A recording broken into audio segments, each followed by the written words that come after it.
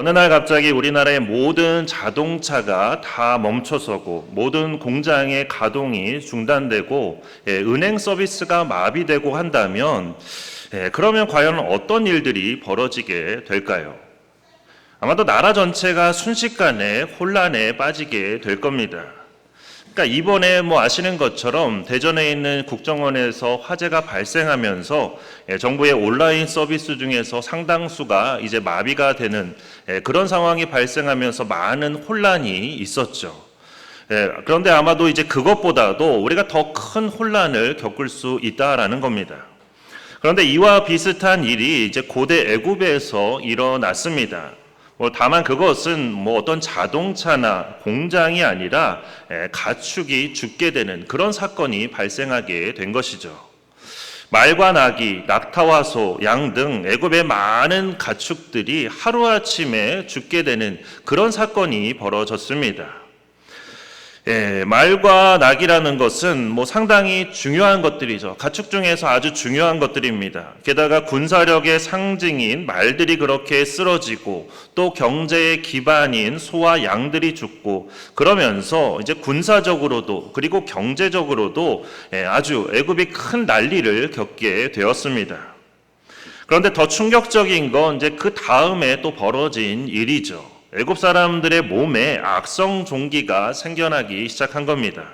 모세가 화덕의 재를 단지 2움큼 쥐어서 하늘에 뿌렸을 뿐인데 애굽 전역의 사람들과 짐승들에게 아주 끔찍한 그런 피부병이 퍼져나가게 된 것입니다.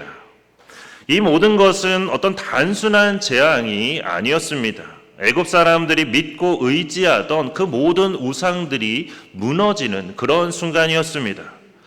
그렇다면 오늘 우리는 이 사건을 통해서 우리가 무엇을 깨달아야 하는 걸까요? 그리고 이것이 오늘을 사는 우리와 어떤 상관이 있는 걸까요? 이제 오늘 말씀을 통해서 우리가 함께 그 부분을 좀 살펴보고자 합니다. 먼저 오늘 말씀은 모든 역사와 민족의 흥망성쇠를 주관하시는 하나님의 절대 주권에 관해서 말씀하고 있습니다. 하나님께서는 모세를 통해서 바로에게 애굽의 모든 가축을 치겠다고 경고하셨습니다. 당시 말은 앞서도 말씀드린 것처럼 말이라는 것은 이제 군사용으로 사용이 되었고 나귀는 이제 단거리 수송과 경장용으로 그리고 낙타는 장거리 수송용으로 그리고 소와 양은 그렇게 식용으로 쓰이던 그런 가축들이었습니다. 이처럼 가축들은 모두 애굽의 군사력과 경제력을 상징하는 것들이었습니다. 그런데 이런 가축을 치신다는 것은 곧 애굽 전체에 아주 큰 혼란과 재앙이 임하게 된다는 것을 의미하는 것입니다. 여기서 우리가 깨달아야 될 아주 중요한 진리가 있습니다. 역사와 나라의 흥망성쇠를 주관하시는 절대자는 바로 하나님이시라는 사실입니다. 바로와 같은 세상의 권력자들이 아무리 나라를 자기 마음대로 해보려고 하고 나라를 부강하게 만들어 보려고 한다 하더라도 하나님께서 그것을 허락하지 않으시면 그 어떤 것도 이룰 수가 없다는 사실입니다. 우리가 사는 이 시대도 마찬가지입니다. 많은 사람들이 경제 성장을 그리고 군사력을 그리고 과학기술을 우상처럼 섬기고 있습니다. 이것만 있으면 우리가 안전하다. 이것만 있으면 우리가 잘 살 수 있다. 이렇게 말합니다. 하지만 과연 그런 것들이 우리에게 구원을 가져다 주는 것들일까요? 절대로 그렇지가 않다는 겁니다. 오직 하나님만이 역사의 주관자이시며 우리의 구원자이십니다. 따라서 그리스도인인 우리가 나라와 민족을 위해서 우리가 제일 우선적으로 해야 되는 일은 바로 나라와 민족의 안위와 평강을 위해서 하나님께 기도하는 일입니다. 세상 사람들의 눈에는 가만히 앉아서 기도하는 게 그게 뭐냐, 그냥 헛된 일 아니냐, 그렇게 생각이 될지도 모릅니다. 하지만 세상 모든 나라를 다스리시는 하나님께 나라와 민족을 위해 기도하는 것만큼 중요하고 시급한 일은 없습니다. 왜냐하면 하나님께서는 자녀인 우리의 기도를 외면하지 않으시고 들어주시기 때문입니다. 그렇게 우리가 발 딛고 살아가는 이 나라가 먼저 안정해야만 우리도 그 안에서 안전하게 살아갈 수 있다는 것을 우리가 기억하면서 나라의 평화와 안정을 위해서 늘 기도하는 그런 우리가 되기를 축원합니다. 우리 4절 말씀을 한번 함께 읽어보도록 하겠습니다. 함께 읽겠습니다. 여호와가 이스라엘의 가축과 애굽의 가축을 구별하리니 이스라엘 자손에게 속한 것은 하나도 죽지 아니하리라 하셨다 하라 하시고 아멘. 이 말씀처럼 하나님께서는 자기 백성을 구별하여 보호하신다고 그렇게 말씀하셨습니다. 그래서 애굽의 가축을 치실 때 이스라엘의 가축은 따로 구별하셔서 죽지 않게 하겠다고 약속해 주셨습니다. 그리고 그 약속대로 6절과 7절 말씀을 보면 그대로 이루어진 것을 우리가 보게 됩니다. 그러니까 돌림병으로 인해서 애굽의 모든 가축은 다 죽었지만 이스라엘 자손의 가축은 하나도 죽지 않았다는 것이죠. 그런데 여기서 말하는 가축은 이제 오늘날 우리가 생각하는 가축의 의미와는 조금 다릅니다. 그러니까 우리는 가축이라고 하면 그냥 돈벌이를 위해서 키우는 동물, 그 정도로만 생각을 합니다. 물론 목장을 하시는 분들 중에는 소나 돼지를 가족처럼 여기시는 분들도 계시지만 어쨌든 가장 주된 목적은 또 소득을 얻는 거죠. 목장을 하는 것도 주된 목적이 소득을 얻는 겁니다. 그런데 당시의 가축이라는 건 그 집의 재산 목록 1호를 뜻하는 겁니다. 그러니까 예전에 우리나라도 좀 그럴 때가 있었죠. 집에 소 한 마리만 있으면 그 소가 우리 집의 재산 목록 1호였던 그런 때가 있었습니다. 그러니까 우리나라가 많이 가난했을 때 그랬었죠. 그런데 당시에 애굽은 더했다는 겁니다. 그러니까 지금으로 치면 애굽 사람들에게 있어서 가축은 오늘날로 치면 우리가 가지고 있는 어떤 아파트나 외제차, 주식, 그렇게 가장 중요한 재산 목록 1호였다라는 사실입니다. 그래서 당시 애굽에는 가축과 관련된 그런 우상들이 너무나 많았습니다. 하토르라는 이제 암소 모양의 여신이 있었고, 아피스라는 황소신이 있었고, 또 음네비스라고 하는 황소 모습의 수호신도 있었습니다. 그러니까 애굽 사람들은 이런 우상들이 자신들에게 더 많은 재산과 번영을 가져다 준다고 그렇게 믿었던 거죠. 하지만 이 재앙을 통해서 무엇이 드러나게 되었냐면 다른 재앙과 마찬가지로 애굽인들이 섬기는 그 모든 우상은 다 헛된 것이고 가짜라는 그런 사실이 드러나게 된 것입니다. 오직 여호와 하나님만이 진정한 풍요와 번성을 가져다 주신다는 그 사실이 이렇게 명백하게 드러나게 된 것입니다. 또한 이것은 하나님께서 자기 백성의 생명을 악인과 함께 멸하지 않으실 뿐만 아니라 그들의 소유에 대해서도 하나님께서 긍휼을 베풀어 주신다는 그 사실을 보여주고 있습니다. 그래서 하나님께서는 자기 백성의 소유를 지켜주시고 보호해 주신다는 것이죠. 그래서 우리에게 재물을 주실 뿐만 아니라 그것을 지켜주시고 보호해 주시는 분이 바로 하나님이라는 사실을 우리에게 말씀하고 있습니다. 그렇기 때문에 우리는 하나님께 감사하며 그 모든 것을 우리가 이제는 하나님의 영광을 위해서 사용해야 하는 것입니다. 세상 사람들은 재물을 자신의 자랑거리로 삼고 심지어 그 재물을 숭배하기까지 합니다. 그렇게 자신만의 그런 바벨탑을 쌓아가는 거죠. 그래서 더 많이 얻기 위해서 온갖 더럽고 추악한 일도 서슴지 않는 것입니다. 하지만 그리스도인인 우리는 다르다는 거죠. 우리는 모든 재물의 주인이 하나님이심을 우리가 기억해야 하는 것입니다. 재물을 사랑하거나 재물을 섬기는 것이 아니라 그 재물을 주인 되시는 하나님의 영광을 위해서 하나님의 뜻에 따라서 우리가 잘 관리하고 다스리는 것, 그것이 바로 그리스도인인 우리가 해야 되는 일입니다. 요즘 세상을 보면 돈이면 다 된다고 생각하는 사람들이 너무나 많습니다. 집값이 오르면 환호하고 주식이 떨어지면 거기에 따라서 또 절망합니다. 마치 재물이 그들의 신인 것처럼 그렇게 행동을 하는 것이죠. 하지만 우리는 다릅니다. 우리에게는 살아계신 하나님이 우리와 함께하고 계십니다. 모든 풍요와 번성을 주관하시는 하나님께서 하나님의 백성이요 하나님의 자녀인 그런 우리를 구별하시고 우리에게 필요한 모든 풍요와 번성을 우리에게 다 허락해 주신다는 사실입니다. 바로 다섯 번째 재앙인 가축의 죽음은 바로 이 사실을 우리에게 분명하게 보여주는 그런 재앙입니다. 실제로 어느 한 성도님의 삶이 그랬습니다. 사업이 정말 잘 돼서 막 큰 건물도 사고 외제차도 타게 되었습니다. 그런데 그때부터 교회를 점점 멀리하게 되었습니다.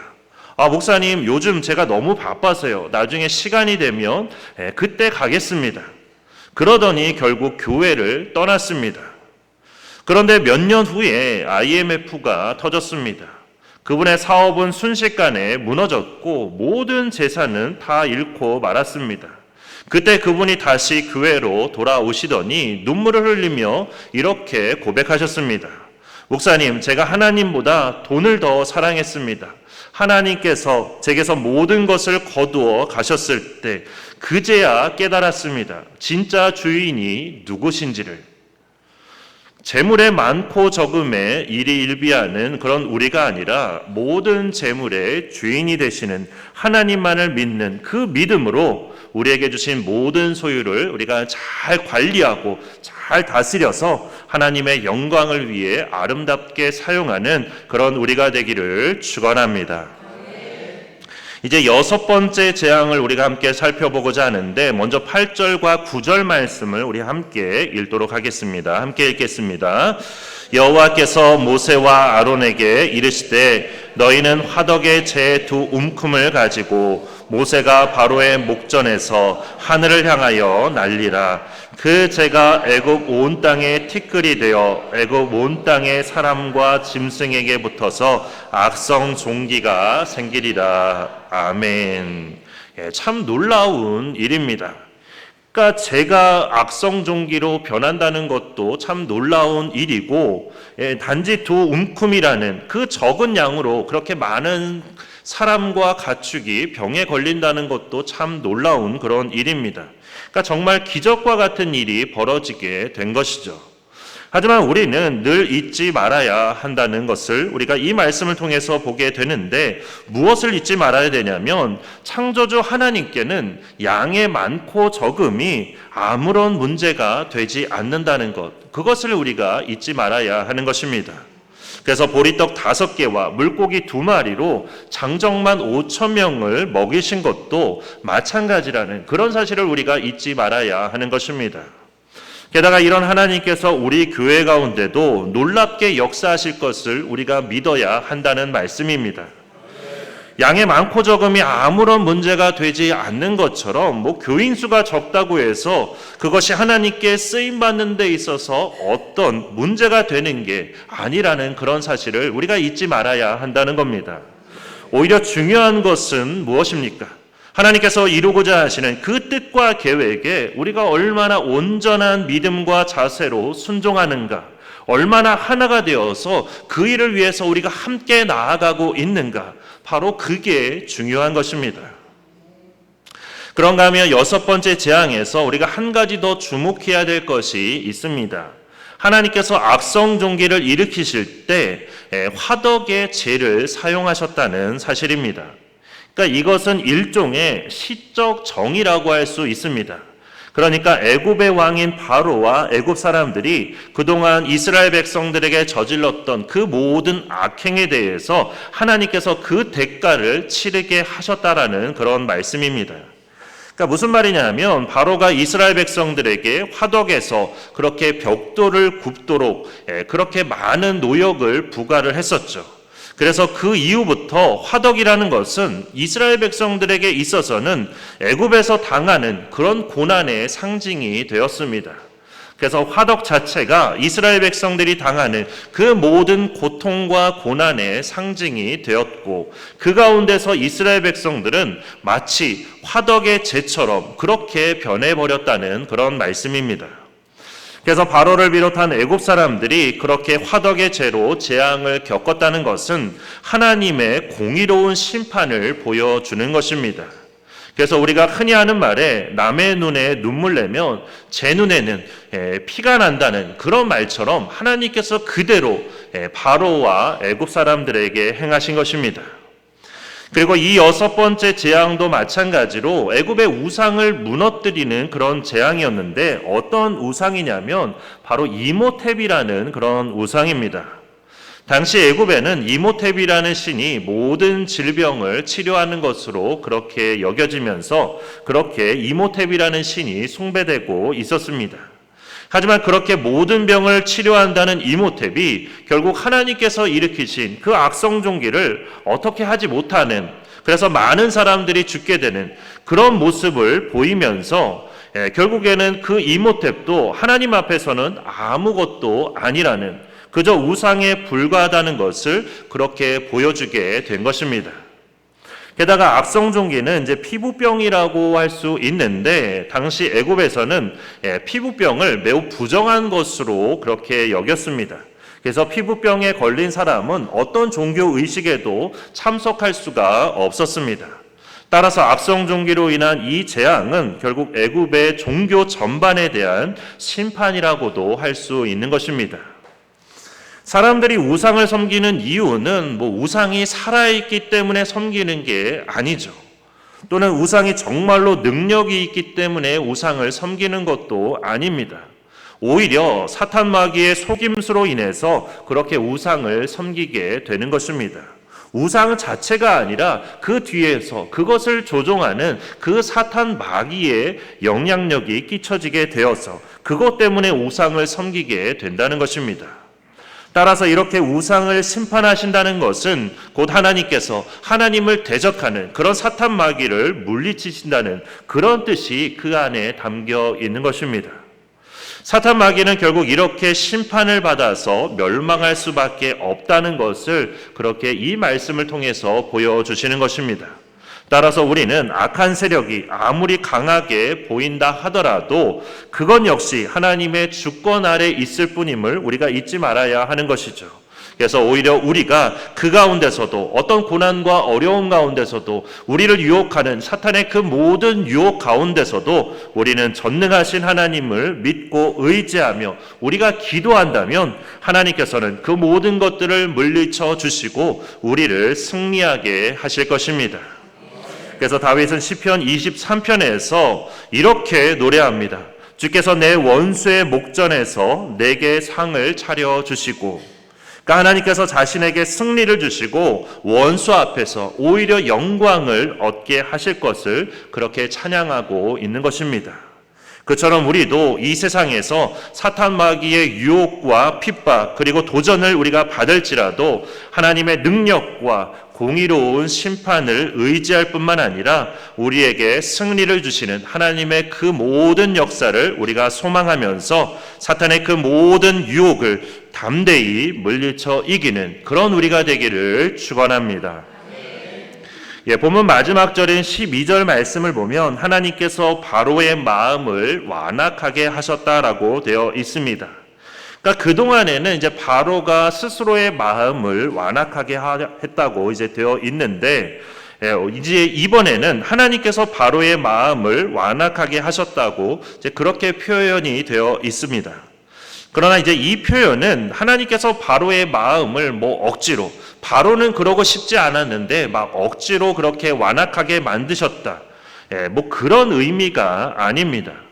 그러니까 이 표현은 단지 이 모든 것들을 통해서 하나님의 뜻과 계획이 계속해서 진행되고 있다는 그런 뜻입니다. 그러니까 처음부터 10가지 재앙을 내리기로 하셨던 그 모든 뜻과 계획이 역사의 주관자이신 하나님에 의해서 이렇게 계속해서 진행되고 있다는 그런 뜻입니다.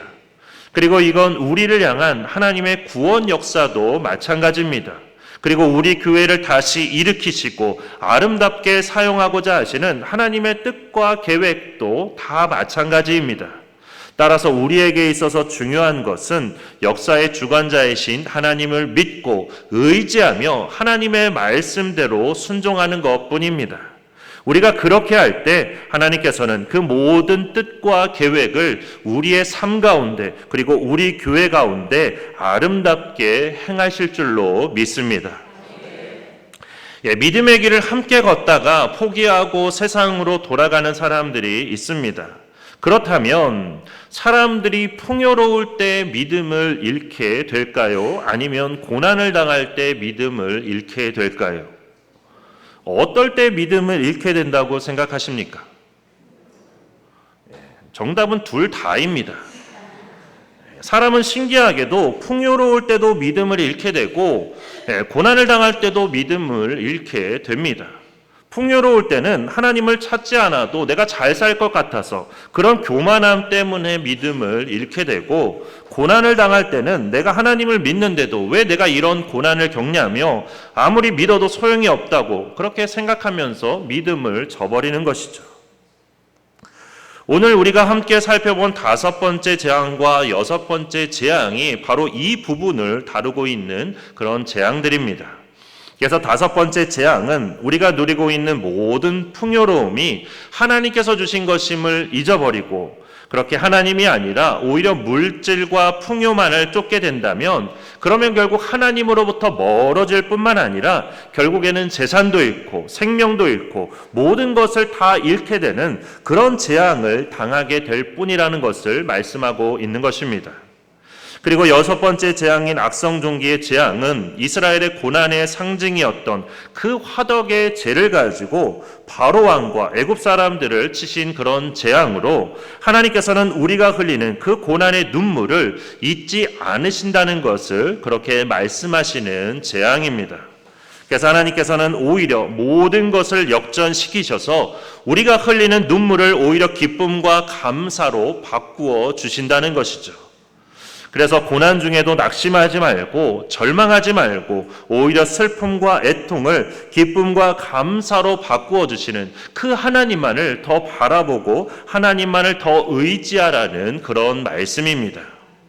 이처럼 하나님께서는 이 두 재앙을 통해서 애굽의 우상들만을 치신 것이 아니라 오늘 우리가 중요하다고 생각하는 그런 세상의 가치관들, 세상의 우상이 되어버린 그 모든 것들을 하나님께서 다 무너뜨리시는 그런 재앙을 말씀하고 있는 것입니다. 그러면서 우리에게 경제가 풍요로울 때도, 또한 우리가 어떤 고난을 당할 때도, 그리고 건강할 때도, 또는 질병 중에 있을 때도, 또는 성공했을 때나 실패했을 때도 항상 하나님만 바라보고 하나님만 의지하며 하나님만 예배해야 된다는 것을 우리에게 말씀하고 계신 것입니다. 우리도 하나님을 섬긴다고 하면서도 오히려 애굽 사람들처럼 무언가를 의지하며 살아가고 있을 수 있습니다. 하나님과 세상을 겸하여 섬길 수 있다는 것이죠. 그래서 그게 돈일 수도 있고 건강일 수도 있고 자녀일 수도 있고 또는 내가 일하는 직장일 수도 있습니다. 하지만 오늘 말씀이 분명하게 우리에게 보여주는 것처럼 그 모든 것들은 하루아침에 무너질 수 있습니다. 애굽의 모든 가축이 하루 만에 그렇게 죽은 것처럼 그렇게 무너질 수 있다는 것을 우리가 기억해야 하는 것입니다. 그러나 하나님을 믿는 이스라엘 백성들의 가축은 하나도 죽지 않았습니다. 이것이 바로 복음입니다. 예수 그리스도를 믿고 영접하는 자는 심판에서 구원받는다는 사실입니다. 세상 모든 사람들이 최후의 심판이 임할 때 그렇게 모든 사람들이 다 죽고 세상이 무너지지만, 그런 세상 가운데서도 예수 그리스도를 믿고 영접하는 우리는 구원을 받게 된다는 것을 말씀하고 있는 것입니다.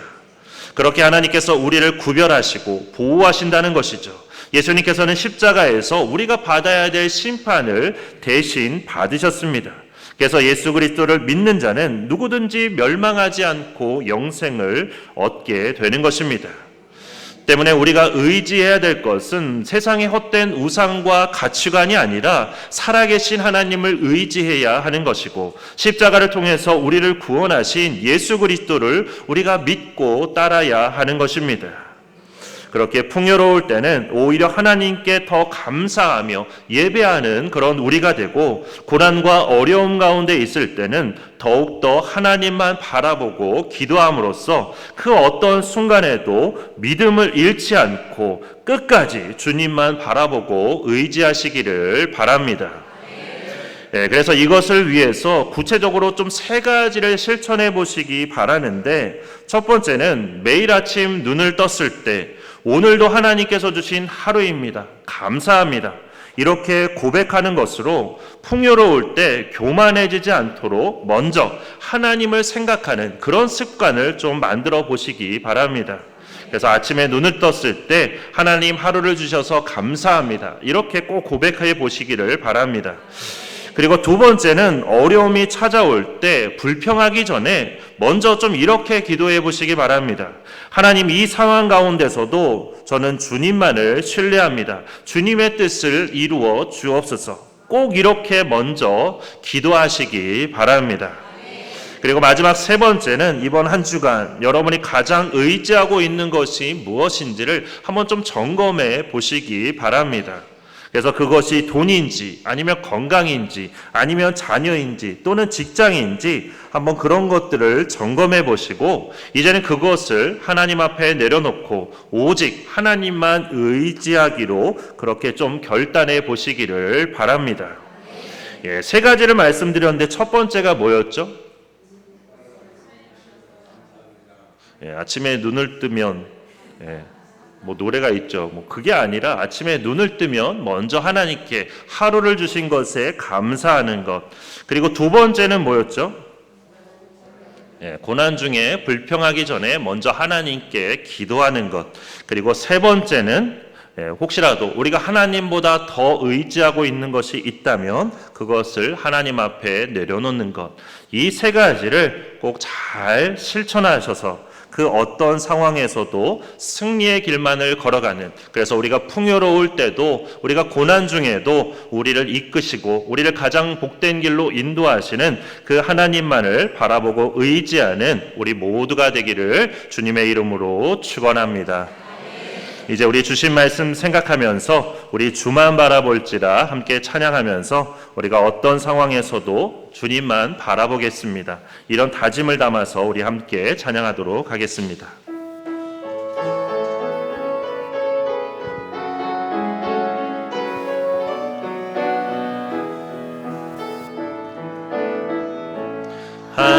하나님의 사랑에 사모하는 자, 하나님의 평안을 바라보는 자, 너의 모든 것 창조하신 우리 주님이 너를 얼마나 사랑하시는지,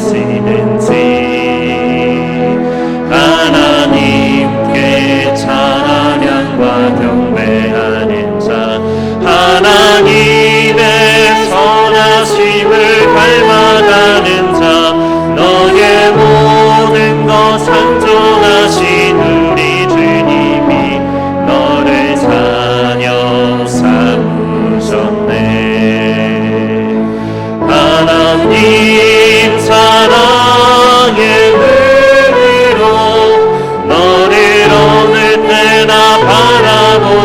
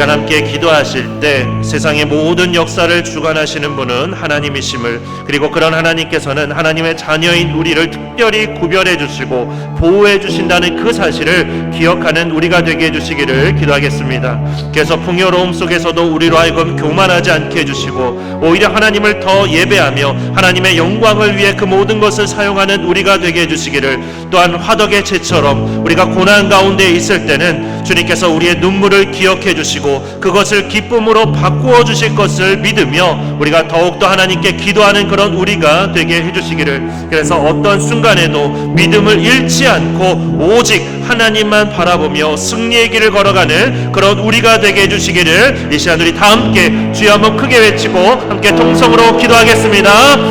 주여! 사랑이 많으신 하나님, 우리의 모든 삶을 주님께서 주관하여 주시고 인도하고 이끌어 주실 줄 믿습니다. 전능하신 하나님께서는 세상의 모든 역사를 주관하실 뿐만 아니라 우리의 삶도 하나님께서 이끌어 주시고 인도해 주심을 믿습니다. 특별히 하나님의 자녀인 우리의 삶을 하나님께서 구별해 주시고 우리를 보호해 주신다는 그 사실을 우리가 잊지 않게 하여 주시옵소서. 하나님, 그래서 우리가 풍요로움 속에서도 교만하지 않도록 인도하여 주시옵소서. 그 풍요로움이 하나님께서 우리에게 주신 것임을 잊지 않게 하여 주시옵소서. 그래서 오히려 하나님 앞에 더욱더 감사하며 하나님만을 더 예배하며 하나님의 영광을 위해 더 그 모든 것들을 아름답게 사용하는 우리가 될 수 있도록 하나님 인도하여 주시옵소서. 하나님, 또한 우리가 화덕의 채처럼 고난 가운데 있을 때에도 하나님 어려움 가운데 낙심할 때에도 하나님 주님께서 우리의 눈물을 기억해 주시고 그 모든 것을 기쁨으로 바꾸어 주신다는 것을 우리가 믿게 하여 주시옵소서. 하나님, 그래서 절망하거나 낙심하는 것이 아니라 오히려 그럴 때에 더욱더 하나님 앞에 기도하는 우리가 될 수 있도록 인도하여 주시옵소서. 그래서 어떤 순간에도 우리가 믿음을 잃지 않게 하여 주시고 오직 주님만 바라보며 승리의 길을 걸어가는 그런 우리가 될 수 있도록 인도하여 주시옵소서. 풍요로울 때에도 고난을 당할 때에도 하나님만 바라보고 하나님만 의지하는 우리가 될 수 있도록 인도하여 주시옵소서. 하나님, 우리를 붙들어 주시고 우리 가운데 역사하여 주시옵소서. 함께하여 주시옵소서. 역사하여 주시옵소서. 역사하여 주시옵소서.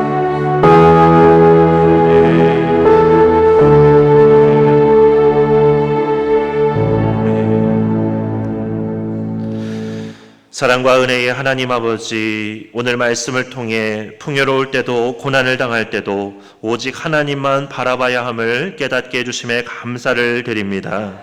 세상의 모든 우상과 가치관을 다 내려놓게 하시고 오직 주님만 섬기며 살아갈 수 있도록 우리를 붙들어 주옵소서. 우리의 눈물을 기쁨으로 바꾸어 주시는 하나님만을 의지하며 우리가 어떤 순간에도 믿음을 잃지 않게 하시고 끝까지 승리하는 믿음의 사람들이 되게 하여 주옵소서.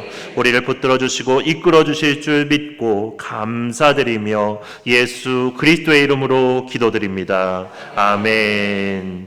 이제는 우리 주 예수 그리스도의 은혜와 하나님 아버지의 크고 놀라우신 사랑과 성령님의 인도하심과 교통하심의 역사가 풍요로울 때도 그리고 고난과 어려움 가운데 있을 때도 항상 주님만 의지하며 주님만 예배하기로 다짐하는 우리 샘교회 모든 지체들과 그 가정 위에, 또한 우리 교회와 이 나라 위에 이제로부터 영원토록 함께 계시기를 간절히 축원하옵나이다. 아멘.